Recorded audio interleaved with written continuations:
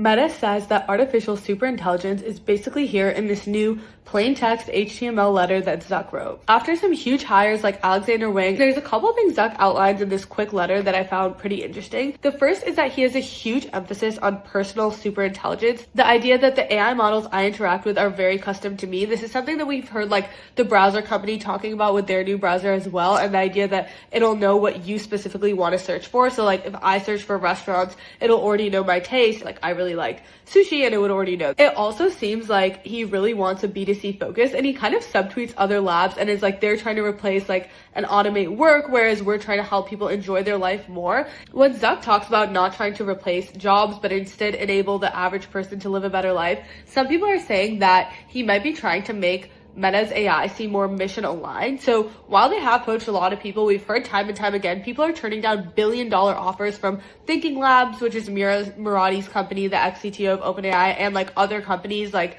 Ilya Sutskever's and OpenAI. Like they're not necessarily getting the amount of talent you might expect for the amount of dollars that they're offering. And a lot of what people think the reason for this is that Meta doesn't have a clear mission the way like Anthropic or Thinking Labs does. And so this might be Zuck trying to start to build that mission out. The one product that he specifically mentions is glasses. So we've seen glasses come out a lot. Like Google at their developer conference was talking about glasses. Meta already has glasses that have sold millions of units. So Meta could have a first mover advantage in the AI glasses space. And it makes sense to me that that is what they're going to go after here. And they're basically going to have like their llama model in AI glasses. The last thing is he's still pretty shifty on if Meta is going to open source all their models for the foreseeable future, which is what they do right now. And he says it could be potentially dangerous.